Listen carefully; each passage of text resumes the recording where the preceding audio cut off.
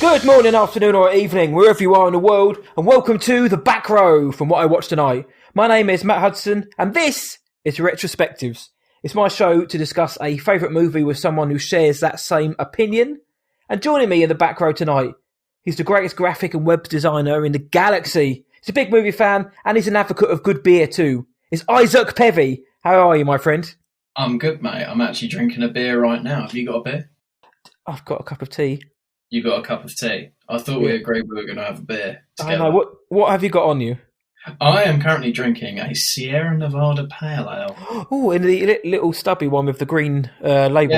Yeah. To be honest, I think I like the bottle more than the beer. But yes, it's pleasant. You know, it's going down nice. Sometimes I've been drinking a lot of the standard lagers, and it's nice to have a bit of the old pale ales back in my life. It's nice to have a bit of taste. Yeah, and I've got that in spades, mate. So. Yep, Isaac Pevy is a man of great taste. And for you guys listening, you'll hear me call him Isaac and Isaac. I apologise, Isaac is very aware of this and he's allowed me to call him Isaac. You can call me whatever you want, mate. I'm not Pevalevsky. Like I cannot pronounce his first name.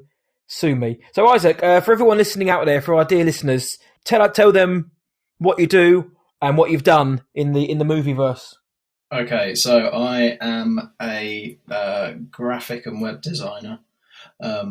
People probably know me most for doing all of the Star Wars Sessions graphics and the website and etc. I'm also the voice behind the Instagram stories when cons were a thing for Star Wars Sessions as well. I'm a friend of the sessions. But also, actually, Matt, you might not even know this about me. I used to work for a train company, basically selling the trains and the stations as locations for films. Did you know this about me? I've known you for a good little time now, and you've never once mentioned that. I've never mentioned that, have I? No. Isaac knows I love film. Yeah, I don't know why I've never told you that. To be fair, better things to talk about, obviously. I've never not been intentionally. I've not that, but yeah, I used to deal with location managers and stuff. Did that for about a year, so it was a good laugh. Met a few people. There was a film that came out, actually. It was Gemma Arterton and Dominic Cooper. Do you remember it? I can hear you furiously Googling away now. So what it might be called? The Escape. Okay, not the one I thought, no. Yeah, directed by Dominic Savage. Do you know how much it got at the box office? $32,000. $511,000, so a bit better. But, sorry, Dominic Savage. I met those two, and nice. That was nice, and it was bizarre being on a high-speed train and, watching these A-listers film. But it was a good laugh. It was a good laugh, that job. I enjoyed it. I'm in the midst of an A-list collaborator, which is pretty good for the show to be able to say that's going to be on the tagline now. I wouldn't go that far, mate. A-list schmoozer, Isaac Pevy. Oh, I also met Samantha Bond doing that as well. There you go. See what I mean? See, you're a man of culture, pop culture fiend. But Isaac is the greatest web designer in the galaxy. He knows his beer. Oh, he most certainly is.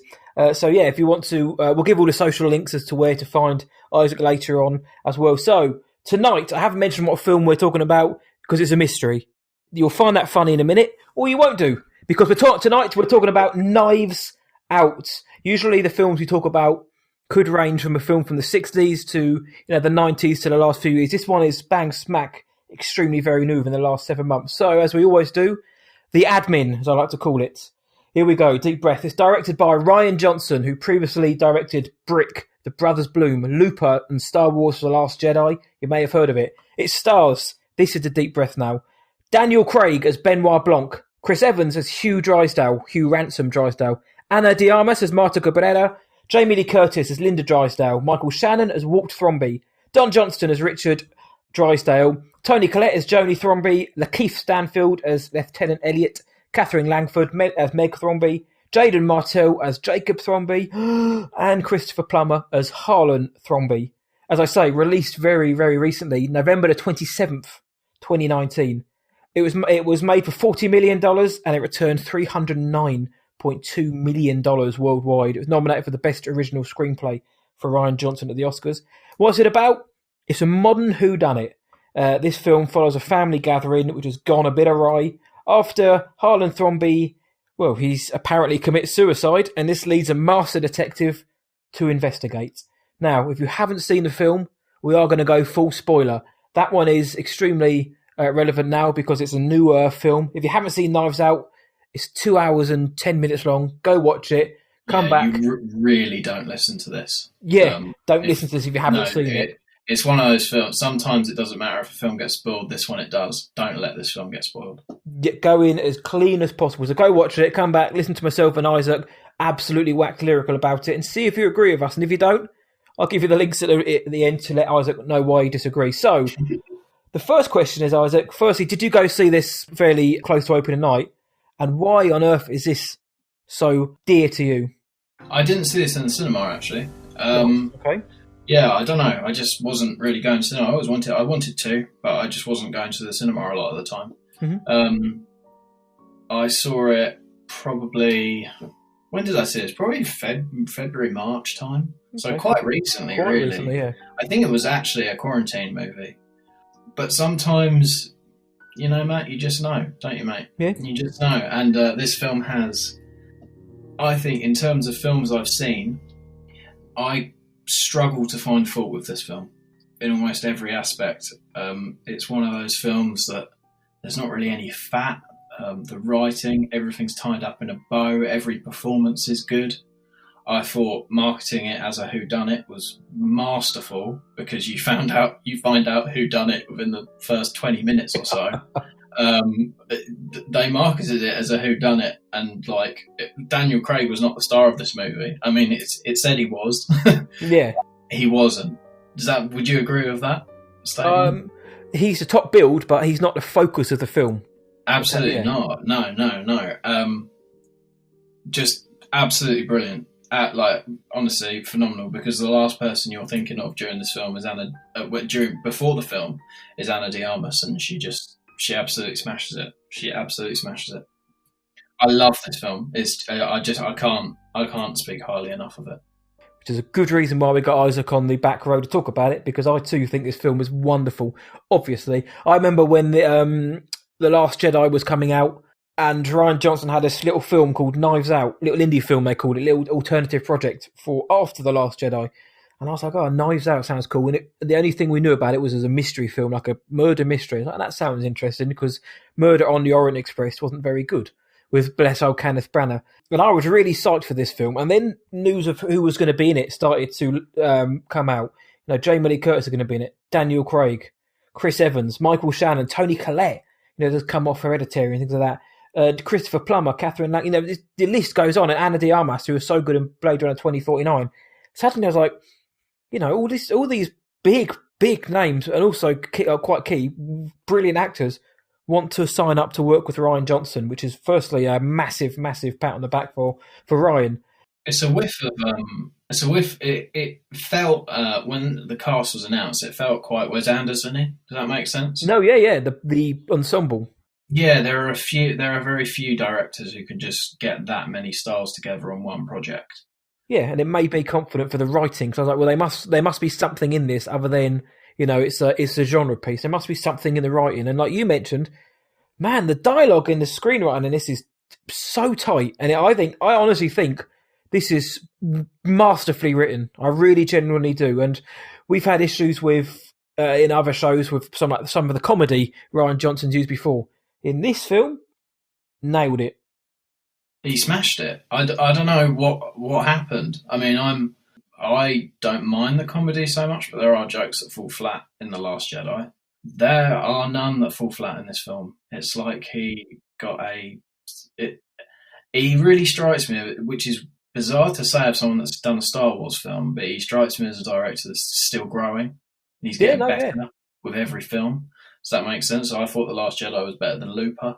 I like Looper, but I think The Last Jedi is a better film. Yep. And this is a 10, this film. It's just a 10. Like, I can't find fault with it, which is going to be, I don't know, is that boring? But I just struggle to find fault with it. Well, that's the whole point of this show, is a film we love, so we are going to gush about it. If there's anything which we do find fault with, we always mention it at the end, which is usually a little bit shorter and sometimes can be a bit nitpicky. But, you know, it's the whole point is to gush over. A sequel's already been greenlit in February, so just before you saw it, the Benoit Blanc will return in a couple of years' time, which I'm really looking forward to. So let's get into the film in terms of like best moments, best scenes, best anything. What's like the first thing which strikes you about this film? I like immediately how nice the family seem, but it also seems very surface level. Do you know what I mean? Yeah. When they're talking to Ana de Armas's character, they're being very kind, but immediately you're suspicious of them. Mm-hmm. And you sort of see the first one. The first one you see is she answers the door. Jamie Lee Curtis, I believe, and she says, "I was outvoted for you to come to the funeral," and then you're like, "Oh, well, that's sad. It looks like Jamie Lee Curtis is going to be, one of the good guys." And he goes in, and Michael Shannon says exactly the same thing, and they all say that they are outvoted. And you're just like, oh, this is good. This is very good. Because you also know that Marta just doesn't believe a word of it. She's like, yeah. And it's just like, yeah, it's just, as soon as I saw that, I was like, this is great. This is going to be great. And then that's before they start being interviewed. And you mentioned that the way they try so hard to act nice to her in the film, but then there's moments where Don Johnson's character, Richard, when he's kind of just hands her a plate, like really just like he's talking to the family about politics and like culture. None of them can decide whereabouts in South America she's from, and he just kind of like he's talking about her, but at the same time he just don't even look at her, hands her a plate as if to say, off you go, take this away with you. So they're very duplicitous straight away, very two-faced, and the interview scenes with all of them, which is kind of expositionary, so it's setting up the story and also the characters. I loved that as an opening kind of salvo for the first half an hour. It's great exposition. You get the alibis, you get the stories, and you get the lies out of the way, mixed in with Harlan and Marta. You get to see them, getting on quite nicely together, and differently. You get to see the story, the night of story from different viewpoints before it gets recontextualized. Yeah, I think the first half. I think the whole film, but I think the first half an hour, as a kind of murder mystery, is the most murder mystery of the lot. Where you're getting all the alibis and the story straight before it switches up. Well, you're watching that, and I'm pretty sure all the marketing basically came from that first half hour as well. Yeah. You're watching it, and you're like, "This is great. How are they going to keep that up for 2 hours? Like, this is." Because obviously there's a difference between going into a film cold and going into a film knowing that it's hyped. Because I knew Knives Out had been hyped. And people saying it was masterfully done and it was a great whodunit. I don't think this film is a whodunit. Do you know what I mean? How did they do it, or how do they get away with it? Immediately there's a part in the film where the film completely switches genres, and that's when he flicks the coin. Yeah. It switches in that moment, which that's again, Benoit, isn't he? Because he's in the background for all the interviews, not tapping the piano, and every time he hits that, then Lakeith Stanfield's character has to basically say, what time did you get here? What time did you arrive at the house? So, but we don't know anything about Benoit. But yeah, he's got his coin which he flicks, and then he's got a coin that he flips, and boom, the whole film changes, and it goes from being a whodunit to basically a crime thriller. It's suddenly like, how can this person cover up what they did and get away with it? And she's just rubbish at it. She's just not she's not very good at it. And just going back, we're flitting around, but just going back to when she's talking to Harlem, you see a different side of that character. Mm-hmm. She goes from being very sort of timid with the family. Suddenly she's like arguing back with him, and like he's loving it, and you can tell they've got a really sweet relationship. That's right, because he's the patriarch of the whole family. Yeah, and I thought it was really nice seeing they were obviously quite close to be able to have that kind of relationship, because obviously a big book author like that is going to be slightly intimidating, but both characters they endear themselves to you at that point. That's a good point. No, it does, and it gives you a nice moment of quiet, because the film isn't like bang, smash, wallop, action, car chases, and again we'll mention those later, but it moves along at such a wonderful pace. But you get the lovely little moments of quiet, the character moments when Marta and Harlan are playing the game before before she injects him with the wrong stuff. So we get that, and that's when you get to see them working well together, and you really see that he's not a bad guy. He didn't want to be at the party, but keeping up appearances, and she's a very caring woman to somebody who's reciprocating it back to her. She's not expecting anything from it either. No, but that's it. And that's exactly it. Yeah, you don't when the twist comes later on.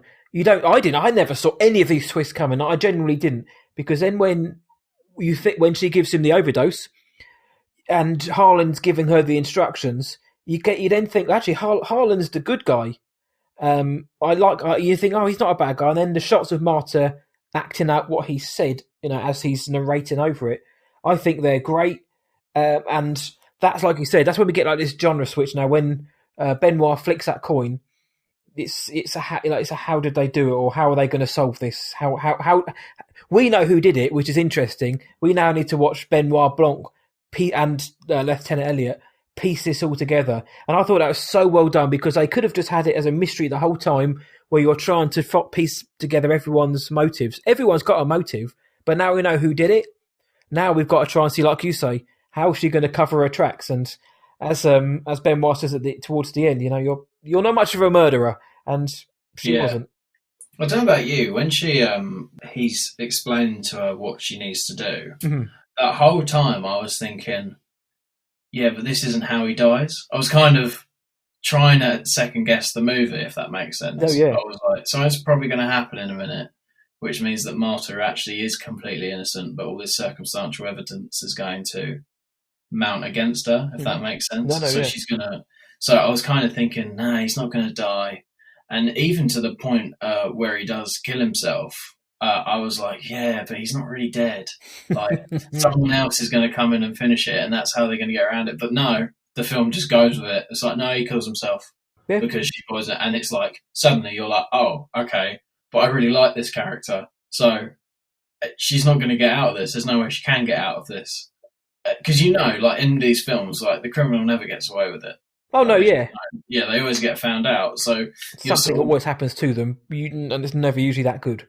Yeah, and, you like Ana de Armas in this film. Like, she's a very likeable character, and she's very sympathetic, and she's got the undocumented family, and she's trying to do her best to earn money. So she vomits when she lies.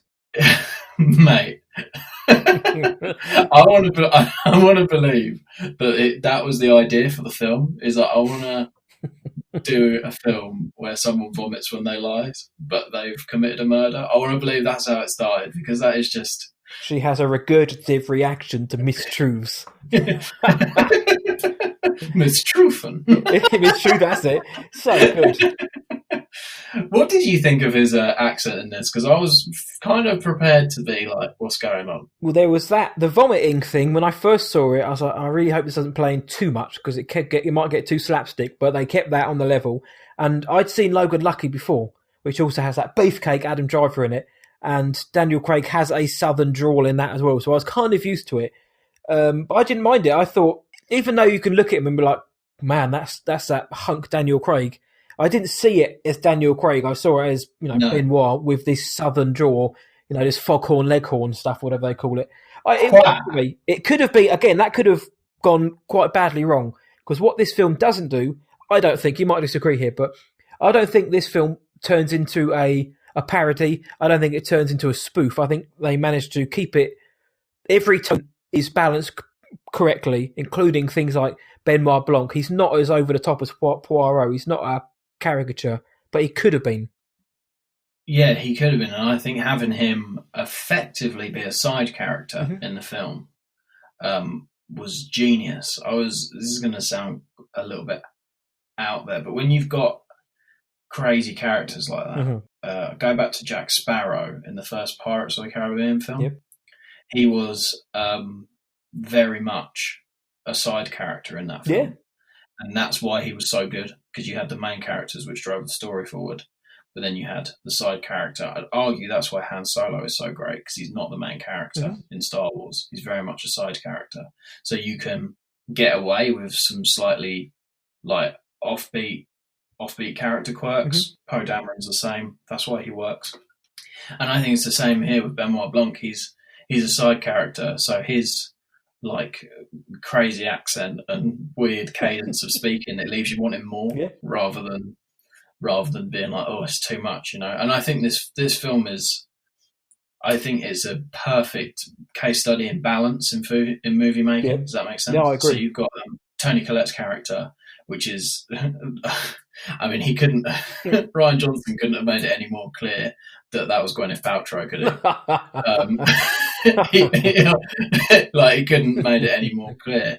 But she's just the right amount of annoying. Yep. Does that make sense? She's an influencer. When she says, I'm not on Twitter anymore, DM me on Instagram. Again, using social media in films can date it really quickly, but it works in this film. Well, because he's taken the mick out of her. Yeah. It's taken the mick.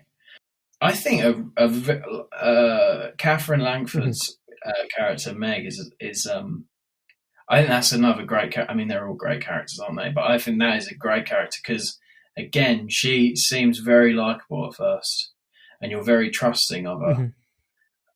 But then inevitably she betrays Marta, when she's like saying, come back. And I think the perfect flip side to that, the elephant in the room, Chris Evans, Ransom, because he is so good. He is so good in this film. And if anyone questions, because I'm not the biggest Captain America fan, right? He's fine, but he's very straight-laced. Chris Evans does a good job of that, to be fair. But I think if you needed an example of how Chris Evans can instantly make you forget he was Captain America, watch this film. This is so good. And because he's such a nice guy, he's not. He's not a nice guy. No. Oh, in real life, I think in real life he's like, he really wants to like. In real life, he's so lovely. He seems, and then in this film, yeah. I mean, Ransom, when he shows up, he's everything. He's like the perfect character to hate. He wrote this perfect hateful character, just this rich guy that's had everything given to him. He just lives a life of leisure. He has the very nice jumper that has a hole in it. I read that was all. I've heard Rian Johnson talk about that. Actually, it was all very deliberate because he's just the guy that because he's got so much money, he just doesn't really care too much about stuff. So he'll get like a lovely, lovely jumper and just let it get holes in it, and he'll still wear it because he's like, whatever, I'm rich. And then he's just. Yeah, and also he's just so rude. Like sitting in a room and eating in front of people that are not eating is just kind of a rude thing to do. Would you agree? Well, yeah, and he's not shy in. Basically, he's telling them what he thinks of them, is he? Yeah, that mate. That was great. There's some great stories in there. I think we're alluding to the same thing. There's where he tells them to eat poo, basically. That's the one. There's some great stories about how they really tried to get a PG-13 rating for this film, and that was one of them because that was originally FU. And then that was Chris Evans' idea to say eat poo, if that makes sense. So again, I think that shows the value of having. That's what makes an actor a great actor, because he really that is so in character for a character we don't really know. Does that make sense? It feels very in character. He saw the line and he found a way to mould it better to what his character would probably say, or something even more obnoxious than just shouting "F you" is telling them to go and do that. And he says it very quietly, and he's just pointing. Yeah, across the room, and he's almost dancing as he does. And it's like, especially you. But I mean, but both of them are obnoxious. You don't want anyone to say that to. But one of them is almost flippant because you just hear it quite a lot in films and TV and in real life. The other one, not quite so much. So he was like that. He probably hit you slightly harder. But Chris Evans, I mean, when he, and again, no disrespect to Captain America or the MCU, he's very good in that. But when he's given a chance to act dramatically, or in a film like this, because he looks like he's having a great time in this, coming off of being Captain America. In a film like Gifted, in a film like Bong Joon-ho's Snowpiercer, he's really good. But what he can suffer from is because he is Captain America and because he plays these roles where he's like a nice guy. People may not think he can pull off this role, but he's so good as that smarmy, rich, stuck up, and he plays it so well. And to the point where as soon as you enter, well, there's a spoiler. He's the bad guy. He's the bad one. Yeah. But then the film takes you away from that scent by making you think that he's he picks Marta up. Marta's struggling because she's just been told she's getting everything. Saves her in the car. Family going at him, and he saves her. And suddenly, and I don't know if it's because of Chris Evans, because of who he's been in the past, because he's been Captain America. I think it is. You immediately want to trust him again. I think it is. I do honestly think it is, because he gets in the car and whereas all of the family are very pretentious and very up themselves, Chris Evans is more like the rebellious free spirit. So when they're all arguing, when the inheritance is given to her, which again I'll mention that scene because I love that scene, but at the tail end of it, they're all outside, trying to pointing at her through the car and shouting at her. They're all kind of showing their true colours, whereas Chris Evans is in his own car. He's been written out of the will. And he's like, don't worry about these jerks, come with me. And then he goes, buys her a beer, buys her beans and sausages. And he's like, I can help you. You trust him. Yeah, I can help you get away with this. Give me my share of the money, fine. Yeah, but I can help you. I think that's what makes you trust him, because you're like, why is he being so nice? And he's like, well, I want my share of the money. And suddenly it's like, oh, well, I've got no reason to distrust him now because he's been very clear that he wants money. Yeah, she'll help him.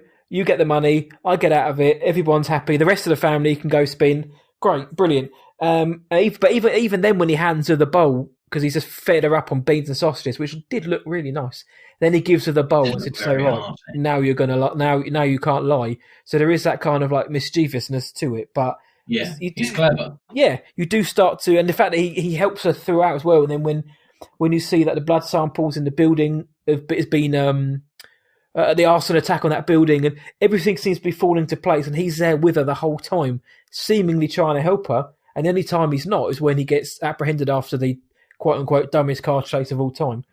And then you do start to think, well, actually, he's going to try and help her get away with this, but is it actually going to bring her down? Then we get the big twist. But yeah, I think a lot of it is because, and I think that's good casting, because Chris Evans is a good actor, but you also play on the image of Chris Evans.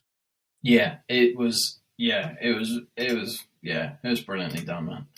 It was great. And I love, there's a whole bunch of red herrings throughout the rest of the film, like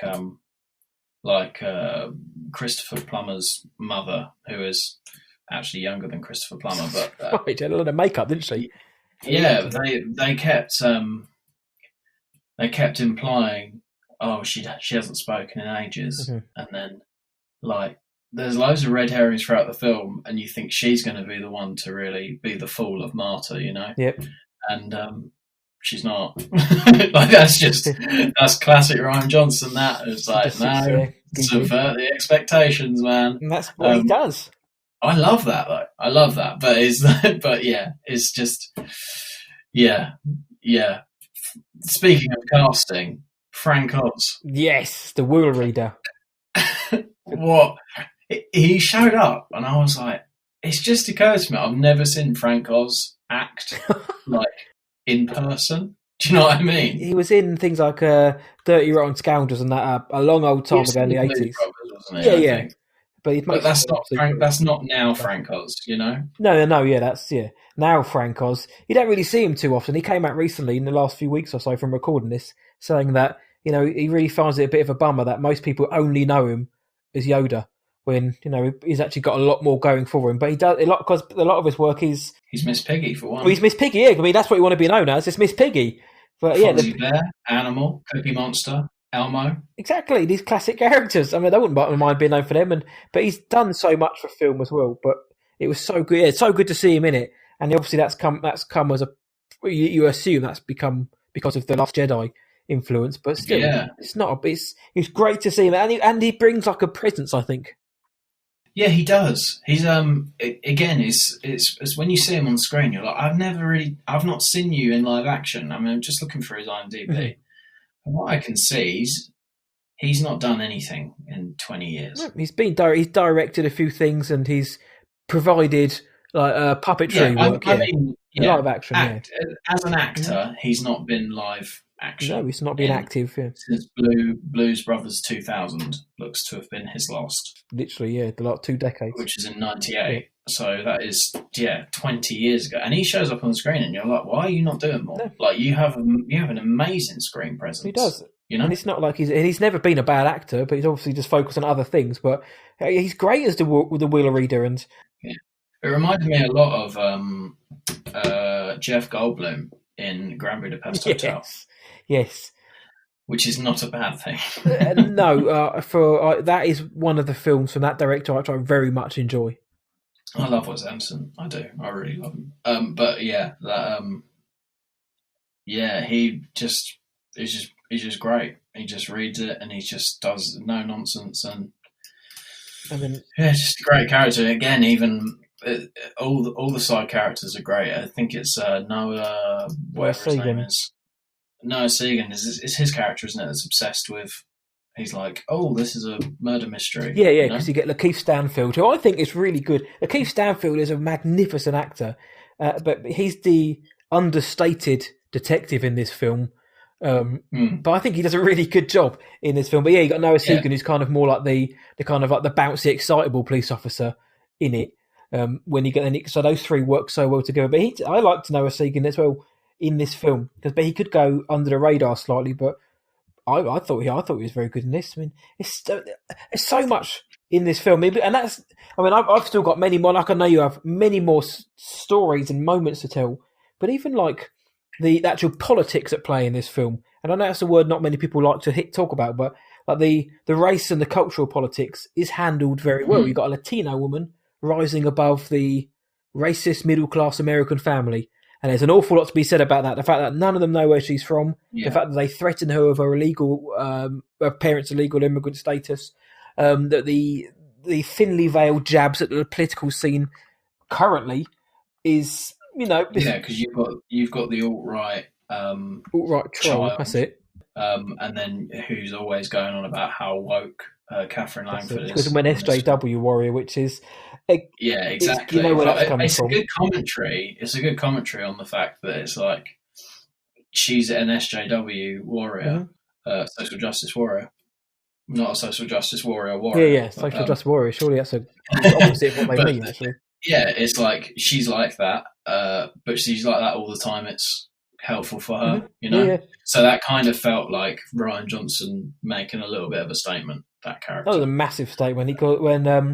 One of them, he calls Jaden Martell's character, who's the young lad in this, Jacob Thromby. He's the alt-right troll. He's the weird one doing funny things with himself in the bathroom, as they say. And then they've got Meg, who's the liberal snowflake. And and to me, that's just like, right, I've just come off doing this film where people were arguing with each other and calling me names, and this is some of the things I was called. I'm going to put it in a film which lots of people are going to see, as a big, middle finger to all of those people. That's the first time I saw it at the cinema. As soon as I heard things like alt-right troll, SJW, was like, this is the Johnson strikes back in a subtle way. Did he write this after The Last Jedi came out? I think he wrote it, yes, or concurrently at least.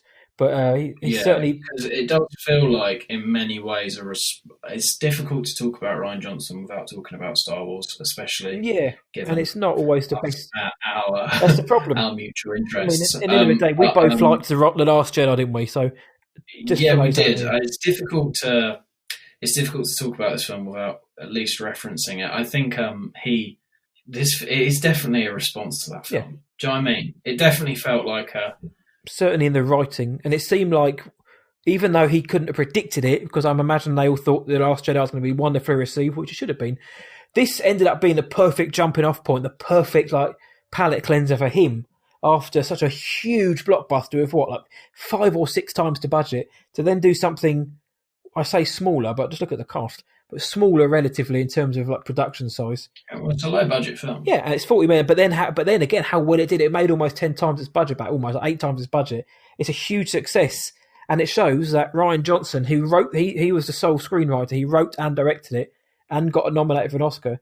Which is rare these days, isn't it? I think we've got to talk about that. It's very rare to have a director these days. Yeah, and it shows it's not often people can do too. It shows how good he is, and I've called The Last Jedi a filmmaker's film, because technically it's wonderful. And this just shows Knives Out shows what a very talented filmmaker is. And you said it yourself. There seems to be a upward trajectory in all of his films, whereas I actually think Brick, which is his first kind of mainstream, I think it's really, really very good. But yeah, they get better and better and better, and he gets more confident. And I'd love to see what he does next. apparently which is going to be Knives Out 2, apparently. But yeah, we'll get to that. Yeah, that'll be at the end. But yeah, on Rian Johnson. But it felt like he seems to be quite a realistic guy, like a humble guy. He seems like a really good guy. He's a humble guy, but a guy that also believes in himself. Does that make sense? So like, yeah, of course. You have to believe in yourself to drop a film like this in The Last Jedi. I mean, yeah, like to say, I'll be writer director for Star Wars Episode 8, like that is, you've got to be confident in what you do. You know what I mean? And to make me believe Joseph Gordon-Levitt was a young Bruce Willis, you've got to be confident. Yeah, exactly. So it seems like he saw, because he's never come out really and entertained the trolls for Last Jedi. Have you noticed that? He's never really... Yeah, I mean, a comment here and a comment there, but nothing like barbaric, No, and it felt like this was that was his response, because he was like, okay, you said I couldn't do comedy. I'll take that on board, and I'm going to do it right. And he did it right. He said, I can't direct. I mean? You said that I had sloppy storytelling skills. Well, I'm going to take that, and I'm going to show you that I really can do that.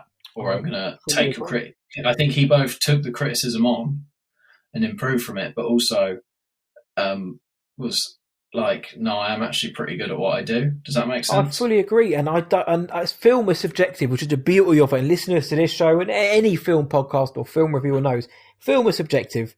You know, everyone's going to have different opinions, but I struggle to find belief or reason in anyone who says this film in particular is a bad film.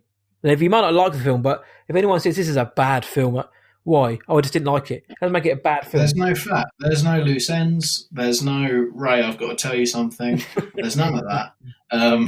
It's the only we one. got it in there. No, but there's not. There's like, even when I thought there was going to be that, there was a moment where it zoomed in, and it was a brilliant, corny, cheesy zoom in shot on her trainer that had specks of blood on it. I found myself getting to the end of the film, and I was like, no film's perfect. I was like, see, he forgot about that. But it almost... And he didn't. Mm-hmm. He doesn't, because she goes, when did you know I did it? And he goes, I saw the blood on your shoes. Quite early. And it was like, oh, Ryan. Mm-hmm. Oh, Ryan, you got me. It was nothing. You got me. I thought I'd outsmarted you. Wasted, and that's what I mean. Technically, and it's a brilliantly made film, so for anyone to say it's a bad film is different than saying, you know, I didn't like it. You don't like the film, fine. Even then, I'm like, how can you not like the film? But it's objective. But to say it's a bad film, I mean, I'm not having that. It's the first film I think he shot on digital. I think The Last Jedi was partly, but this is the first film he's... So he's branching out now. But I honestly... First film he actually produced as well. Yes, because he's got his film company. With Ram. Yeah, Ram seems like a right lad as well. But there's he does seem like a great guy. So much to like in it. So back onto the film, I'm going to chuck out, in terms of like the favourite moments, any moment for me when everybody is in shot together. So when Harlan leaves, so when the will is read and he leaves all of his assets to Marta, and the fallout from that, when the family reconvene because they think Marta's gonna, give up her right to the money, and then Benoit jumps in with his knives out, beaks bloody comments. Which that's when Daniel Craig's performance elevates to another level, I think. But any time when the ensemble are together are some of my favourite moments, because it's inside that beautiful house in Boston, a beautiful house which they shot and used immaculately.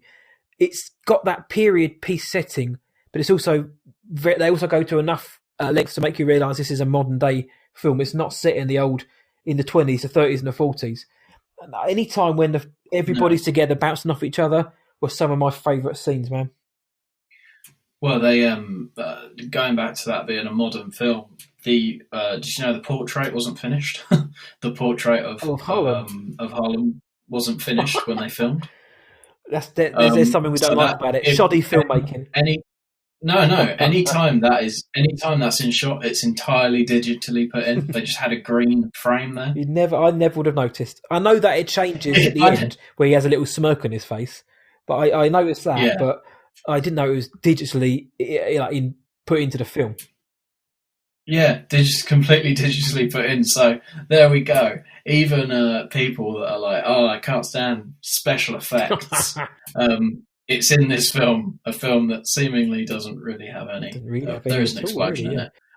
But again, we go back to the film switches genre, doesn't it? Yes. So it switches from a whodunit to basically a crime chase movie sort of thing. Like a crime thriller drama almost, because it's crime thriller drama. With black comedy. Yeah, and you think that's where it's going, and you think she's been found out at the end, she's about to confess, and you think, oh, this is a bit of a downer. Suddenly, switches straight back to a whodunit, suddenly Benoit Blanc comes in, and he has the moment you don't think he's going to have, where he completely says exactly how it happened. He has his Sherlock moment. You have not been good to her. That's it, and all that. Yeah. He does everything, and he explains it all, and it's perfect, and you've got the Hugh did this. That's it. And it's just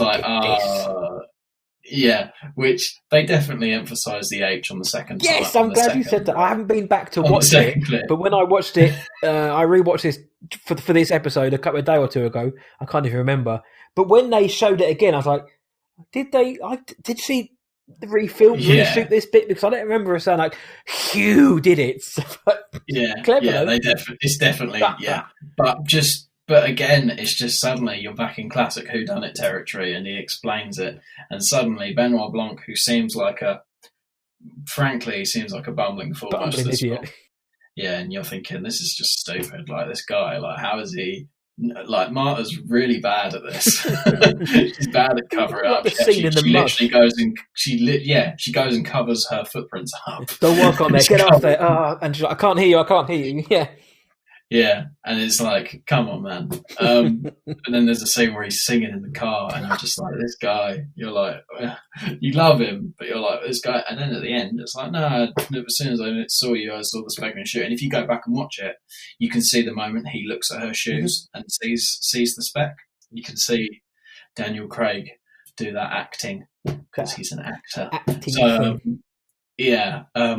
Again, like I say, it's a film with no fat. It's no fat. It's just expertly done. All of it. The soundtrack is awesome. Oh, the score was fantastic. Yeah, and I actually quite liked. Each character's got tons of depth, because the danger with one of these ensemble movies is you can't really. Sometimes it's hard to make every character a deep character. Yeah. Give them enough. Yeah, but they all kind of do, and some of them have. They're not all bad, if that makes sense. So Michael Shannon Walt, really, he seems like the guy that's actually. He seems the best of the lot, if that makes sense. Would you agree with that? Until he goes to her house and threatens to like out his mum as an illegal. Yeah. I mean, they're all bad people, but of the lot, he seems to be the guy. Yeah, when he gets fired by Harlan, he's basically all he wants to do is do the job he's been given, and like make this company bigger and better and bring it into the 21st century. He seems like he's doing it all for the right reasons, not to make the money, but to make a success out of the business his father's given him. Even during it, like he's arguing with his own family. Whereas Don Johnson's character, he's the slippery one. We know he's got a secret as well with adultery. He's very slippery, and they even have like a wonderful slapping fight. Out of all of them, he seems like the most sympathetic. But they kind of they all are. Jamie Lee Curtis's character seems all right. She does actually seem to be upset about her dad being dead. Yeah. The others don't so much. The others know there's probably something to gain from it, whereas she does see more. Yeah. But then you got that marvellous scene at the end where Marta walks out on the balcony with the my coffee, my house, my rules mug. So good. It's so good. Yes. And she just sips it. Yep. And like there's that great shot where it pans across all of them. Just watching her. And that's what I mean. And they're looking at her. It's the minority if we were looking down at the middle class of America, and it's like, there's something to be said in that shot there by people much more intellectual or willing to go there than me. But there's an awful lot there just in that shot, and I don't think it's a really good shot anyway, because you see the cup at the beginning of the film, and again it's just a bit of B-roll. It's just thrown in there like second unit direction of a cup. Great, nice little funny slogan on the mug, but it comes back in a big time. And I'm glad you mentioned the monologue, the dialogue at the end from Benoit when he is absolutely like tearing this whole thing down. He's like, this, and this. Will you and let me indulge you a bit further? Actually, let me spin you the truth a bit further, more and more. It is incredible. Daniel Craig is just absolutely just laying it on so much and so well. I genuinely think in that end part, like the moment you said, when he kind of comes in and he's like, "You're all vultures in the feast," and you think he has that kind of character turn. From then on, he's incredible. Like the way he just absolutely nails the dialogue. There's a big chunk of dialogue on the page, and he absolutely nails it. And you're with him every step of the way, and you're like wondering. It's like sitting there in awe at how he's spelling out exactly what's happened, the things you've missed, and everything that is in front of you. Because everything in the film is in front of you. You know what I mean? It's there. I mean, there's nothing really added. There's no MacGuffins chucked in, or there's no characters who come in at the end to kind of be like, haha, it was me all along. Everything's there in plain sight. And even like the donut line, the famous donut line, he makes that work. Even though, again, on the page, it's a horrific bit of dialogue. Yeah. But he makes it work. But that bit at the end, I was watching it again, I was absolutely enamoured. I was completely engaged at the cinema watching it. So this gives me good memories of going to see it. Late November, cold, it's wet. It's England, of course it is. It's dark. Yeah. It's the film is set in the fall, or for us guys, the autumn. It's cold and it's it's got that sort of damp autumny feel.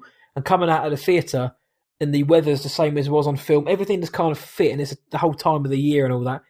It was just like, it makes me kind of get that warm nostalgic vibes for a film that only came out 7 months ago, and the fact that it was so good helped. But that Daniel Craig at the end there was so good, and there's a wonderful shot where the camera zooms into him as he turns around. And he just goes, "Enter Benoit Blanc." I was like, yes, you went there. There's so many good pieces of dialogue. And even then you think Ransom still thinks he's going to get away with this, and then he nails him. Yeah. It dances the line between cheesy and brilliant very, very well. And that's it. It doesn't go one way or the other, but it really could have done, which is... I'll mention the sequel. The thing is, before... Again, I'll go back to the marketing, but before... I think you'd have to have been a bit of a he just looks like a dodgy character, Chris Evans' character. Well, that's it, yeah. And so you're kind of going in thinking, I bet he did it. Mm-hmm. But the film is so good that it makes you forget that. Yeah, and that's exactly it. That's what I mean. He looks like a walking spoiler when he turns up, but the writing and direction and the acting takes you in a different direction. Also because you know that Marta did it. You've got in the back of your mind, you know that she did it, so what's his angle here? And then the big twist at the end when you realise actually he did it, he did do it, he did done it.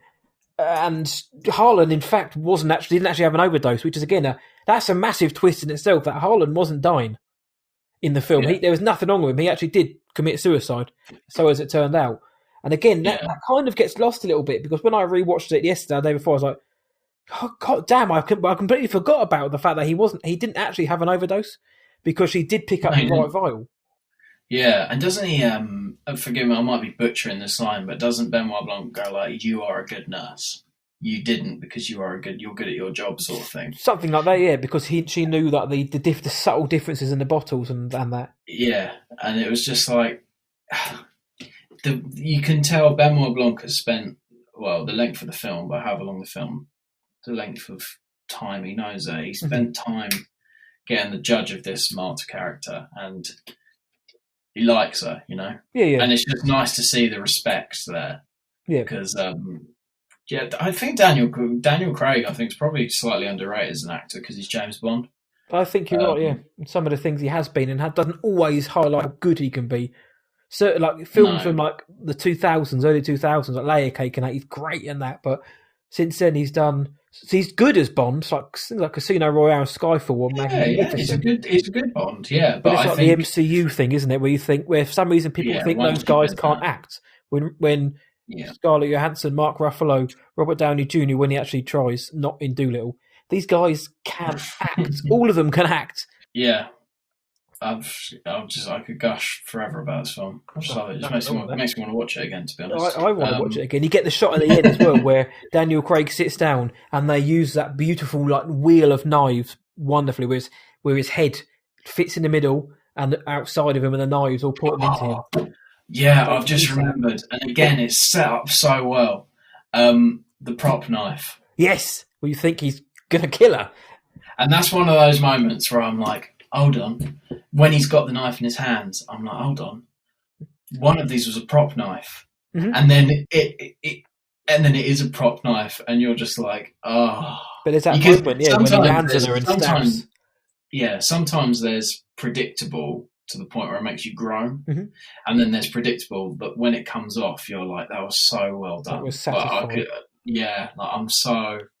I'm satisfied with my character. I'm pleased with how that went, and because there's so much going on for you to take in the best way possible that you don't even think about that. You just see I was more thinking, right, one of these guys is going to take him out. They're going to shoot him or something like that, or trip him up, and he'll be missed. But when he actually landed her and like the knife went, I was like, Matt, is this the next twist in the film? But the twist itself was that it was a prop, and Noah Segan's character had been recording the whole time. And again, the twist that Fran, the other help, who was like, Hugh did it, actually did die, and they lied to incriminate him. There's so many little plot points that the way it's written, it's so good. It's so good. Yeah, it's one of those things where, as a creative person, I wish I was that good at what I did to. Do you know what I mean? You are. No, but do you know what I mean? Like, to be at that level and still learning. Well, yeah, he's not very old. He's early how 40s, old is Rian I think. Johnson? Yeah, early 40s. It's just, I mean, he's 46. Yeah, so mid 40s. This is not that's old. Just sickening, isn't it? I mean, just like you put a foot like. He's got 20, 30 good years left in him of directing potentially. I struggle to see how he will write a better film than that. Where'd you begin with that, man? Like, where'd you begin with writing that film? Seriously, like, what? It has to be a passion, it has to be a passion project. You have to want to write this. You can't just think, or you can't just be handed the idea and think, I can go with that. You have to want to do it. You have to like vision this. You have to like believe. Every detail is important, and that's just like and like we say, we've been talking for nearly an hour about this film now, and it's like we're still thinking of other little moments, other little details that they just chuck in the film. Yeah. Well, I like there's a jumping right back a little bit actually when she's playing Go with Harlem and she beats him. She does beat him, doesn't she? Yeah, she does. Yeah. And he's like, "How are you beating me? Like, have you practiced?" And she goes, "No, I just make pretty shapes." Yeah. Do you know what I mean? That felt like one of those things where it felt like a sideswipe at Star Wars, where it's like I didn't necessarily go out to completely ruin Star Wars. I was just doing something that I thought was good. Do you know what I mean? I thought was pretty. And then the guy said, "This is elder abuse, so I'm going to call the AARP," or whatever he says. Yeah. I just like to make pretty. I just like to make, and I don't think he would do this, but that's almost like him with this film. Does that make sense? I don't want to gush too much about it, but it's almost like him with this film. Is that it's like we're all going, how do you even begin to write something like that? And for him, it's just like making pretty shapes. I don't know if he intentionally put that in there, but it does feel a bit like that. It feels like, because nothing to me. Also, the point of this show is to gush. So honestly, do it as much as you want. Yeah. But it doesn't ever feel like there's many wasted lines. And even if you watch the subtitles on, there was lines which I missed, which were kind of like when the family is screaming and shouting at each other. There's little lines I missed, which are either hilarious or actually quite good, which aren't lost in the mix, but you have to listen up to hear them. Nothing seems wasted in this film. And again, for those who disagree, well, please do tell us why. I'd love to know why. But to me, and Isaac, obviously, nothing really seems wasted, and that is why I think we love this film quite so much. And like you just said, that line itself, it could be seen as a reflection of Marta. That actually she's just a sweet girl who, she is literally just kind of like the girl. I just like the same one. If you're watching the Grand National, I picked him because he's got a pink hat on, something like that. I just make pretty patterns, or it was for the reasons you've said, or she's completely deceiving him and is actually just making pretty patterns with the objective to beat him. There's so much there. That's what Ana de Armas does so well. She's still not quite sure. and actually, we haven't actually mentioned her. We've mentioned it most of her, but Ana de Armas is the linchpin of this film. She's got to carry this film. She's got an awful lot to do. I think she's the lead. I think she's fantastic. Incredible. Like, to me, I know I've not seen Blade Runner 2049 because I've not seen the first Blade Runner. Take that what you will. Send DM me the hate. It's okay. The first one. Yeah, but I feel like I've got to watch Blade Runner to watch Blade Runner 2049. I would do that. It does kind of give you an expository bit of text at the beginning of 2049. But I would I would watch it, but I thought it was just fine. Whereas 2049 I thought was very good. I feel like this is kind of like, I mean, she's been acting for a while, but this kind of felt like a breakthrough role. Is that fair to say? I hadn't seen her in anything before. No, I think you're right, yeah, because in Blade Runner 2049, she is very much a supporting character, and she's obviously teaming up with Daniel Craig again in No Time to Die, whenever that comes out, the final Bond film. She's done things like War Dogs and that, but again, she's not really big roles. But so this was her kind of, I think, let's call it what it is. This is her breakout role. Yeah, I mean, it felt like he had all these other like massive actors in there, like Michael Shannon, Jamie Lee Curtis. They're massive, and then you've got like this relative unknown. It may as well have said and introducing Ana de Armas at the beginning, because, like you say, she carries the film. Like it lives or dies by how she portrays this character. How believable she is, how believable she is, and she's very believable, and she seems like the most normal, and she feels like the everyman in this film. And it's just one of those films. Every time you think about the story, it really is just twist after twist after twist, which again feels like a love letter to the classic whodunits, if that makes sense. Yeah, it's not a direct takeoff of them or complete. Yeah, it's like you say, it's not a parody. It doesn't make fun of them or of itself. No, it's a complete, like, again, I can't really put this in a genre. It's one of those. It shifts. And like you're saying, Ana de Armas is so good. I think to the casual film goer who maybe hasn't seen a lot of films, you would be like, with all these faces that you've seen in bigger films, Ana de Armas would be like the newcomer compared to so many other people. Bigger than Daniel Craig and Chris Evans, can you really? No, and Jamie Lee Curtis. Everybody knows Jamie Lee Curtis. Yeah, but like James Bond and Captain America. Yeah, exactly. Like, and the girl from 13 Reasons Why. Like these are big. Yeah, Halloween. And Michael Shannon's in everything. He is, and he's always good, actually. Yeah. Lakeith Stanfield is being in some. I didn't like Sorry to Bother You, which came a couple of years ago, but he's really good in that. Toni Collette was coming off of Hereditary the year before. But again, Toni Collette has just got one of those faces that you've seen and stuff. She was being in what? About a Boy. She was in About a Boy. I don't remember in About a Boy. She was in About a Boy, but Muriel's Wedding. She was in Muriel's Wedding, and The Sixth Sense and stuff like that. So she's been in so much. Sunshine. Yeah, she's great. I think she's good in this as well. I think she's good in this. And Lakeith Stanfield, straight out of Compton, Get Out. He was in Get Out, which is great. Uncut Gems for a little bit. He's very up and coming. Christopher Plummer. He's Kevin Spacey's stand-in, obviously after that. But then he did get an Oscar nomination for that. Say no more. Yeah, say no more. He should not be named, but yeah, I mean the cast as itself is great in this. Yeah, do you know what? Funnily enough, speaking of Kevin Spacey. Did you watch House of Cards? I never did watch House of Cards, no. I watch TV. Yeah, well, House of Cards is very good, and I would recommend watching it if you have an interest in the Cassian Andor show. Because the showrunner of that is also working on Cassian's show, which got me very excited for it. Daniel Craig's accent is very Frank Underwood in that show. Right, got you.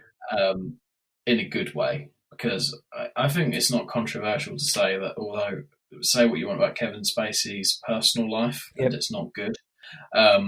We'll steer clear of that topic for obvious reasons, but he's a very good actor. You separate the artist from the art from the artist and that kind of stuff, Kevin Spacey is a very good actor. Yeah.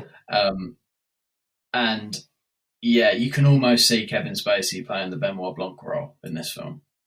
Do you know what I mean? Annoyingly, yes, you can. And again, you separate the art from the artist. Yeah. History now looks at some of his roles and it makes you think, oh, but he's a Kevin Spacey. Especially Frank Underwood. When you're like, you watch that and you're like, oh, Kevin Spacey was Frank Underwood. Well, like American Beauty as well. He's a very good actor, but yeah, you can. I could see him in this role. That's a compliment to Daniel Craig. Yeah. In a weird way. I'm not really speaking much sense, but it is a compliment to Daniel Craig that he plays that role very, very well. And I love that kind of character, that like weird southern twang that isn't actually a real accent. Like no one actually has that accent, but it's a complete caricature. And I think now's probably a good time to go on to the sequel.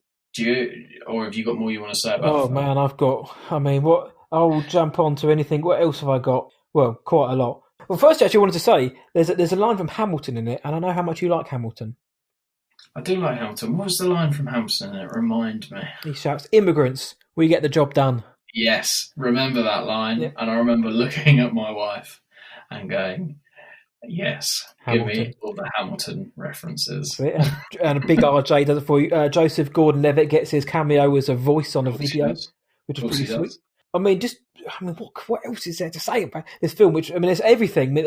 Even the end credit song, Ryan said he put it in there so the ushers could have something to bop along to. What a nice guy. I think the film is one thing we haven't really dove into before we mention the sequel or move on. Is we've mentioned the score, which is done by I think it's Ryan's brother or his brother-in-law, Nathan Johnson. But the actual look of this film, the cinematography of this film, is Stevie Edlin, who did Last Jedi, I believe. It's beautiful. Yeah, he is his go-to. It's his boy, isn't he? It looks incredible, and you get the shots of the house and the way it feels like a film.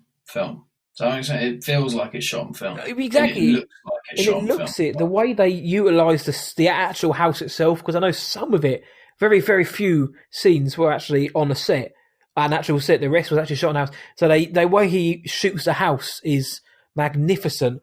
But also like the way he shoots certain scenes. Like there's a scene of Catherine Langford when she's on the phone to Marta, actually kind of having her heel turn, where you think she's being really nice, and in fact she's being duplicitous, as that word again, because everyone's watching her. But she steps forward. Duplicitous, that's a Benoit Blanc line. But she steps forward, and her eyes, you can see like a slit of light. It just illuminates her eyes. It's a very kind of like femme fatale film noir type look. There's a shot of Benoit smoking his like oversized cigar in the garden. You don't see him. You just see the smoke rising through the blades of light coming through. Then his face appears in the light. It's very Apocalypse Now type thing. What is this, CSI KFC? when that was in the trailer, that's when I was like, oh no. You were like, Ryan, don't do this. But in the film, it works. But in the context of the trailer, where there's no context, it was like, that makes no sense. It's a really bad line. In the film, it works, like the donut line. But honestly, I think Stevie Edlin shot the hell out of this film. It looks beautiful. And cinematography, like people, it isn't just how what fits in the frame. Do you know what I mean? It isn't just, that's a nice picture I could hang on my wall. It's what is this scene telling you? What is it? What is in the scene? What is the mood? What's the emotion and everything? Steve Edlin does it so well. It evokes those murder mystery films of old, but there's something new. There's something pure, refreshing about it.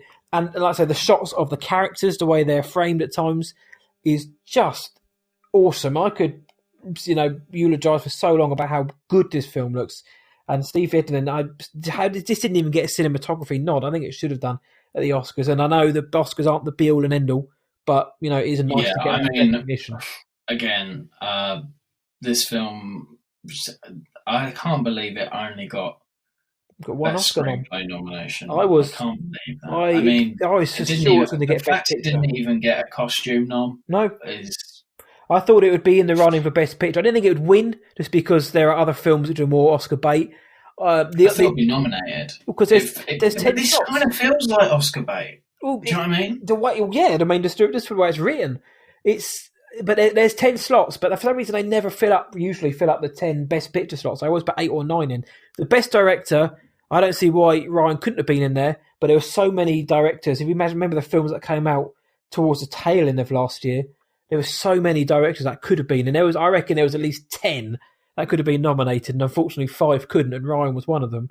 I was so hoping he'd get the nomination, and I really hoped and believed that this was going to get a Best Picture nom. Still disappointed that it didn't, because there are a few films I would take out and put this in, but again, I'm not going to sit here and start dumping on other films. But I think this was one of the best films of last year for many reasons. But again, okay, you mentioned the sequel. Then, what do you got to say about that? This is where probably I didn't really have any gripes of the film. This is probably where my downer side comes out a little bit. Gripes? The only gripe I had with the film, and again, there's two, and these are very nitpicky. You mentioned the blood on the shoe. I have no issue with that, but I didn't really think it was that necessary, to be honest. You know what I mean? It showed that and at the end, it showed what a thorough detective he is, and the fact that, like you said, you think it got away with him. It felt like groundwork for a sequel. Yeah, so exactly. It works in the film, but I do honestly, again, if you take those, like the shot of her with the blood on her shoe and the very small scene of him saying, take it out, nothing changes.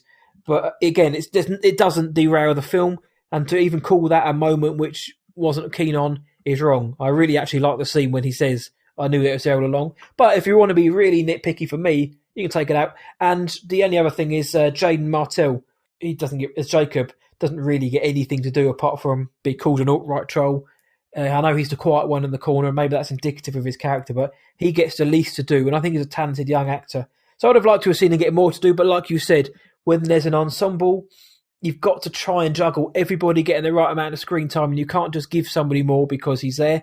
And I think he had more to do in the deleted scenes, but Rian Johnson always says, when he has to take a scene out of a film, it is like heartbreak. It's painful for him because he loves everything he shoots. So maybe Jaden he did have more to do in the deleted scenes, but is that an issue of the film? No, it's just collateral damage. There's so many good actors in it. That one good actor unfortunately had to be sidelined, and that was Jaden Martell. But that's it for me. It's good though when a film leaves you wanting more. Yeah, that's it. I mean? Exactly. It made me wanting more. And the blood in the shoe isn't a plot point. It isn't an issue. It's just one thing where I think you could have probably taken it out and nothing changes. That aside, his film is damn near flawless to me, and it did get a 10 from me. Yeah, I'd give this a 10. I don't give many films 10s. And I've said to you off air before, if I give a film a 10, it doesn't necessarily mean it's the perfect film and there's nothing wrong with it. It just means everything I wanted from it, I got everything I wanted from it. Everything I wanted. 10 out of 10. Yeah. Doesn't mean, this is as good as something like The Shawshank Redemption or The Godfather, which is, seen as the Untouchables. Shawshank is great. Godfather's good. It just means to me I got everything I needed out of this, and it's a 10 out of 10. But yeah, the sequel. Godfather's good. Hot take from Matt Hudson. I like The Godfather. I really like it, but I think there's a lot of films that are. I think the second one's better than the first one. But the sequel is greenlit. Rian Johnson is writing it. He's directing it again. Benoit Blanc is returning. Over to you, Isaac. I don't know how you do a sequel to this. I'm slightly worried about it. Do you just do a completely different murder mystery with like the Poirot and Murder on the Orient Express? Do you just have different characters, different scenario, and the only thematic link is Benoit Blanc, and we never mention the Thrombies? Or definitely. I think you've got to leave this whole cast behind. Mm-hmm. Yeah. Unfortunately. Which is a shame. I saw someone suggest, well, could you not just do the film with the same cast, but them all playing different characters? I don't like when they do that. I would love to see that.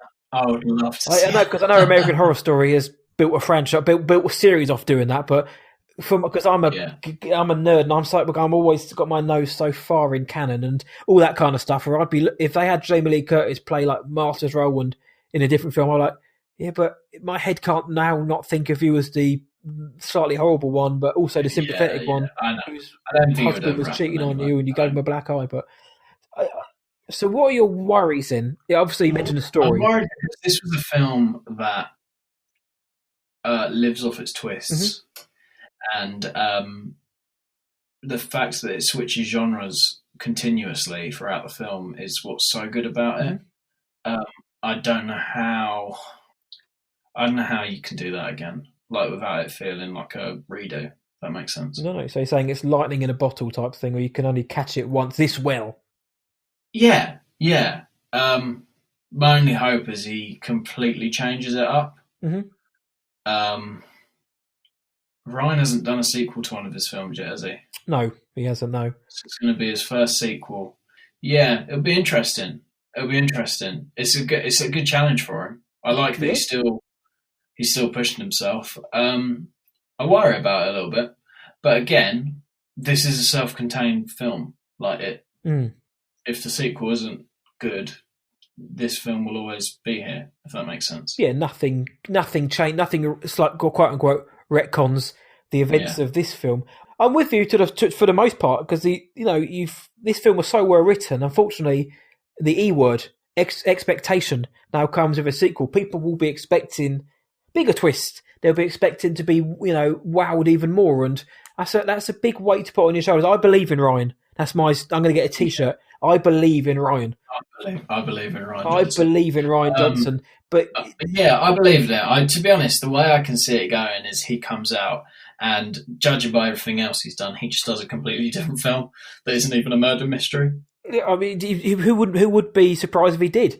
I mean, maybe he'll do a more standard murder mystery, because the murder mystery you get there's always it's like these parallel plot lines going on. You've got the investigator trying to find out what's going on, which is what we saw, and then they always have the flashbacks to what actually happened when they get recontextualized, as we find out in this film, where it changes depending on who's telling it. So we always have that. Whereas in this film, like you mentioned, we find out who did it within the first 20 minutes. Maybe next time he'll do a more Agatha Christie type one where you actually don't find out. Then it's like, yeah, but you did better in the first film. And I don't think he's a guy that is... Part of me hopes he almost doesn't do a mystery sort of film at all. Because they said this is becoming a franchise. Yeah, I think that's just a hot word, I think that's just a buzzword. But, I really hope he doesn't even call it Knives Out 2. No, I don't think it will be. Literally, if the only thing that's the same is Benoit Blanc, I'll be happy. I like the idea that this is a sandbox, which isn't a franchise. Let's not even call it that, because I know that's what other people are calling it. I like the idea that at any point in his career, Ryan could just be like, "Hi, Daniel, should we do another one?" And they're all unconnected to each other, so they could do these films for the next 30 years, like one every not 8 or 9 years, and just like, which would be great. Yeah, which would be great. And so they can do it, but it's how he doesn't have to one up himself. This isn't the whole "I am your father, how are we going to beat the twist?"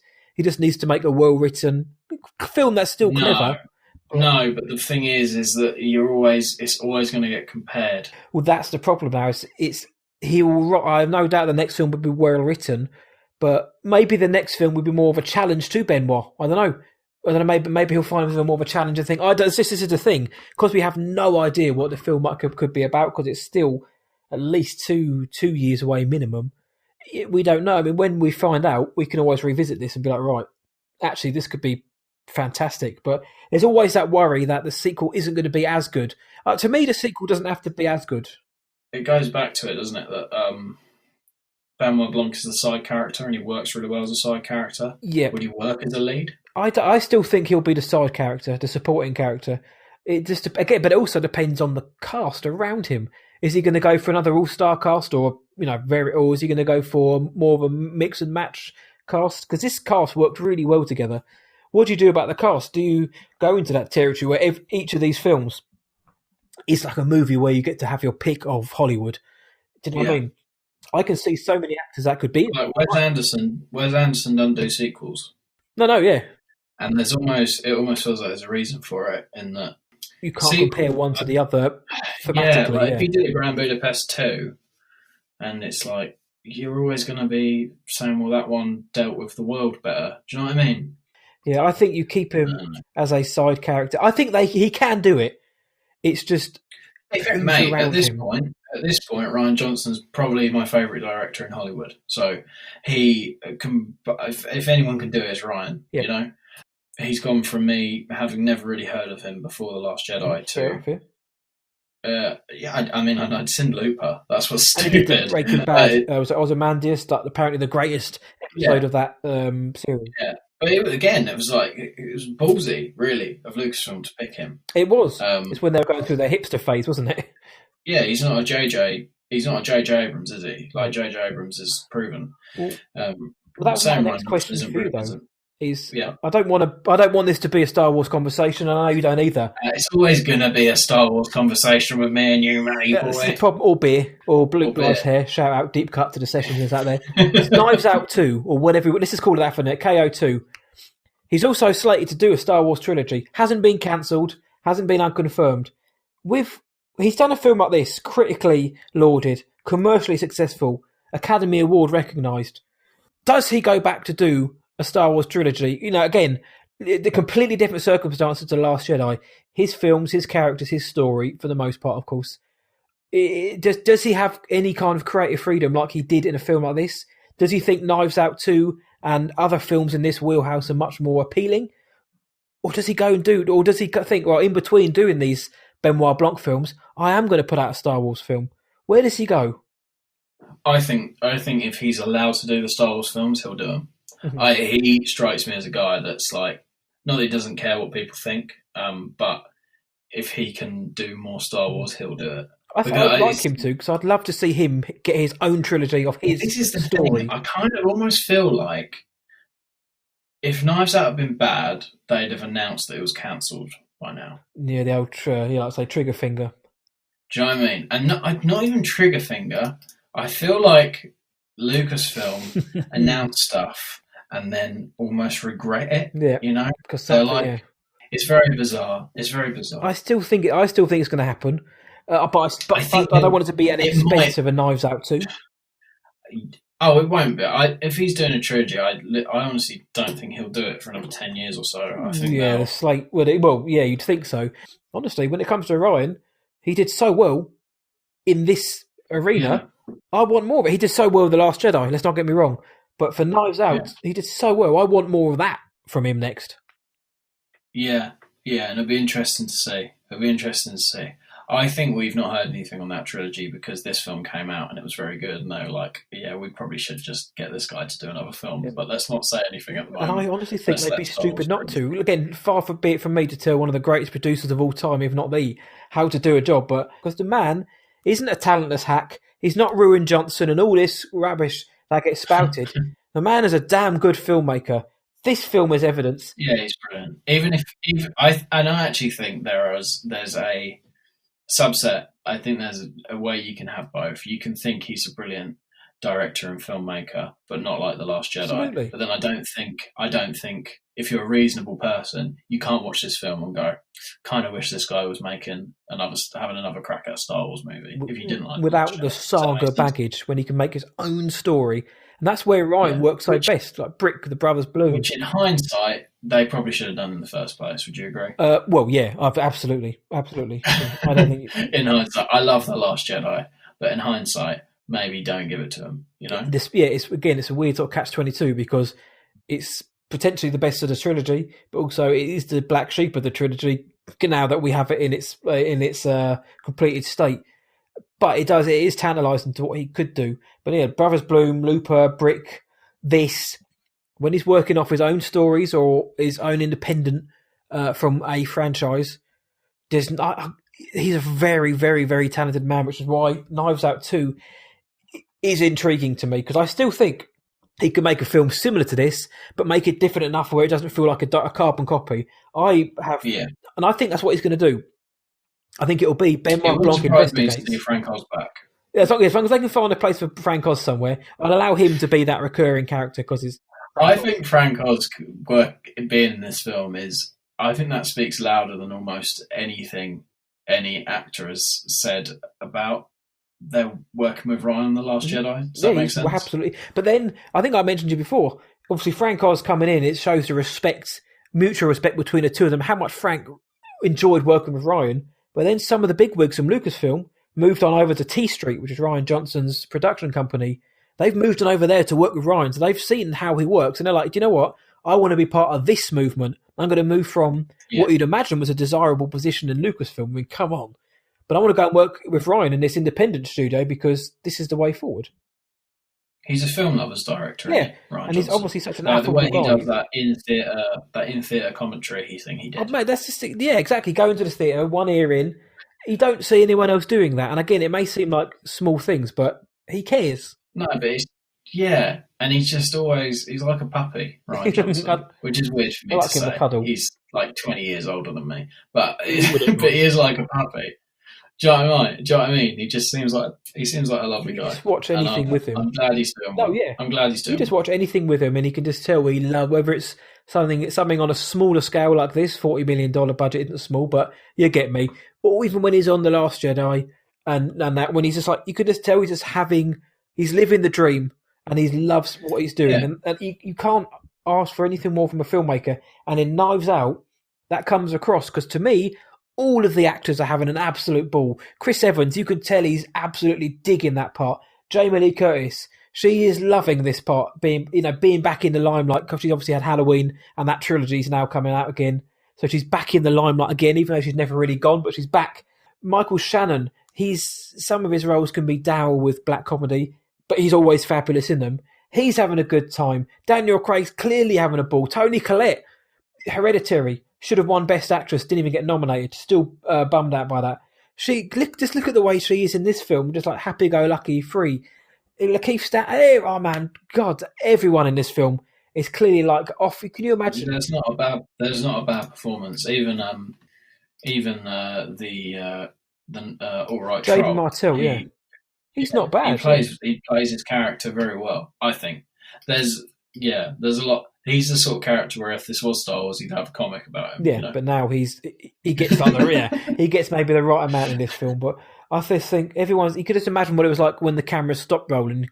You could imagine that it wasn't like, right, let's all do our own thing or go to our own trailers. You can kind of imagine there'd be more of a family, a community type feel to this film, because Ryan seems like the kind of guy who brings people together and gets the best out of them, but also creates those bonds where people, you hear the stories about actors keep themselves to themselves.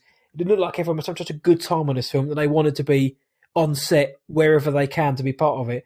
And honestly, just thinking about it now, it makes me, like you said, it makes me want to go and rewatch it now, because it's eminently rewatchable. Murder mysteries don't always have that to me, because once you know what happens, you can go back and watch it again and piece it together, and then that's kind of it.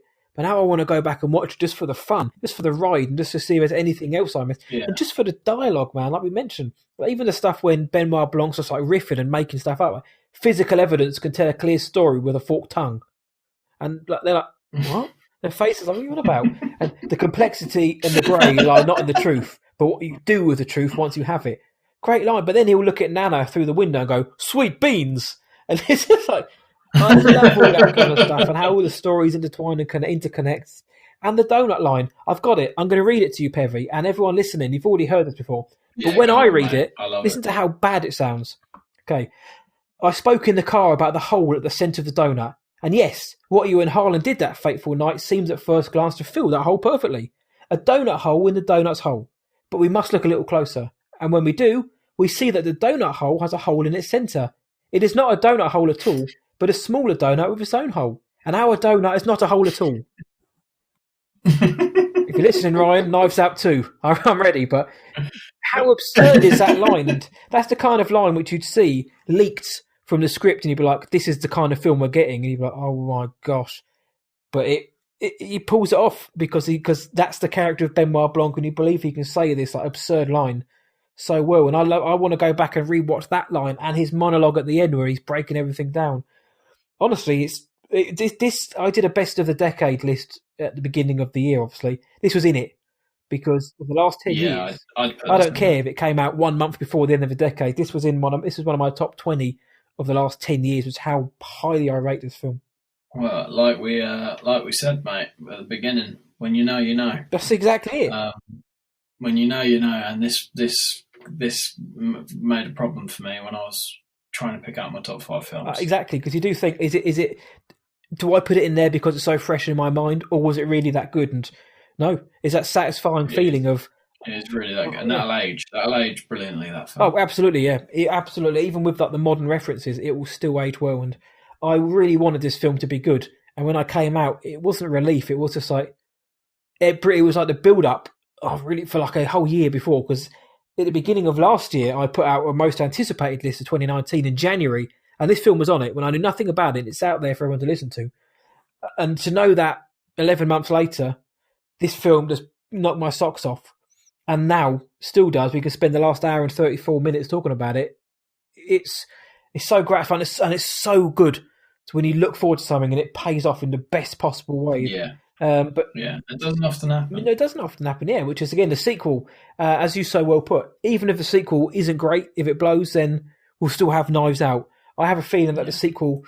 I honestly don't think the sequel... I don't think it'll be a bad film. I don't think... I'm not sure Ryan can make a bad film. Does it have to be as good as Knives Out, or can it be... Can it just be very good? To justify its existence, I think it's got to be better, man. Like that's the standard he sets. You know, that's fair enough. No, that's fair enough. And I like I said, I believe in Rian Johnson. It's my T-shirt slogan. We need to get that T-shirt, man. I will do it. If anyone out there wants to point me in the direction of a graphic designer, you can do that. Yeah. Never trust those guys. No, yeah. We'll wear it to the next Comic-Con. Yeah, absolutely. Yeah, nobody will mind that, will they?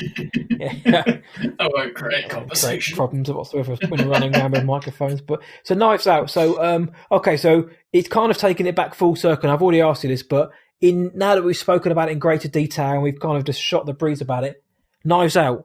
What is like the one moment which stands out? Then what is your favourite moment? If you could pick one moment of Knives Out, it could be a scene, it could be dialogue, it could be like a look, a glance, a bit of cinematography. What say you? One moment. Oh, it's tough because there's so many. Yeah, that is tough. One moment, probably Chris Evans sitting there, just like almost singing "Eat poo, eat poo, eat poo, eat poo." I love that. I love that scene because they're all, and that can't be easy to act. Like not him, but like everyone talking at him, and it really feels like they just by that very close up shot. It feels like the work, and you kind of hate him, but you kind of love his arrogance. Because you kind of, at the same time, these people, you don't quite, the Thrombys, you don't quite trust their intentions. So to have somebody come in and just be like completely different to them, and just because everyone else up to then has tried to be nice, and he doesn't do that. And just comes in and tells it how it is. He's like jovially going, "Eat poo, eat poo." Especially eat poo. And it's like a breath of fresh air, kind of, as well. Oh, yeah, and it's just that's the moment, like because again, also it's Chris Evans as well, which helps. You're just like Captain America shouldn't be saying this stuff. This handsome beefcake in this nice jumper shouldn't be saying that. Sorry. It is a lovely jumper. It's a lovely jumper. The prices of that went up exponentially after this film. I looked. I bet. They really did sell out. He kept the film. But he kept it. I think that's probably when I think of like a scene that stands out to me. That's probably it. But I feel like I'm forgetting one. You know, it's full of them. You could pick loads of them. For me, if it wasn't, I mean, the score. I think the score is so good. It's not in your face, but it really works. His cousin, by the way, it's his cousin. That's right. I knew it is. He's done all his other films except obviously The Last Jedi. He could step aside for John Williams, I suppose. Yeah, we mentioned it off air, but the scene where Chris Evans is eating those biscottis, because I like those biscuits, they're very nice. For me, it's Benoit Blanc at the end when he has that turn. He's like, "I'm not the idiot you guys thought I was. I have been piecing together everything from the very start, and I'm going to lay it out to you now in a very detailed speech, like a stage actor taking control of the stage." I absolutely love that moment. Yeah, it went straight back to whodunit. Yeah, exactly. And there is that's like the convention of the genre where the detective then painstakingly reveals how he managed to piece it all together. But it's done so well. A charismatic Benoit Blanc. That for me is the best moment of the film. But everything we've just mentioned is also the best moment of the film. So yeah, it's just great. Like I say, I can't fault the film. I actually can't fault the film. So that's why it gets a 10 because I don't really give 10s out. But that gets a 10. I can't argue that whatsoever. So that is our Knives Out discussion. I've said before a few times, but if for whatever reason you didn't like the film, we'd be very interested as to why. Not so we can genuinely would love to hear why you didn't like the film. Not so we can argue and tell you you're wrong, but because it'd be just nice to have a viewpoint from someone who thought the film was bad or they didn't like it. We'd love to hear it, because we are not the be all and end all. Believe it or not, this is just our opinion on what we thought the film was. If you didn't like it, we'd love to hear it. But Isaac, Knives Out, thank you so much for picking this film and helping me out of that. And thank you for coming on to talk about it tonight. Mate, I've loved this. We should do it again.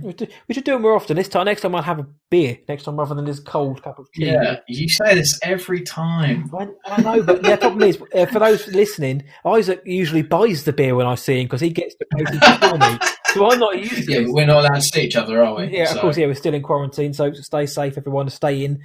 Perfect quarantine movie, this. This is an absolute, and this is one of the ones I think you can watch with anyone. You can watch it with your missus, you can watch it with your brother, your sister, your cousin, your mother, your father, your missus, your boyfriend, your girlfriend, your dog. You can watch it with anyone, and I think they'll enjoy it. It's not like one of those films where it is sort of targeted at certain people. This film is for anyone to watch and enjoy. I listened to The Incomparable. I don't know if you listened to it, but Jason Snell, the host of that podcast, he goes, I had this weird feeling where I took my family to the cinema to see a film that wasn't a big franchise. Yeah. There you go then.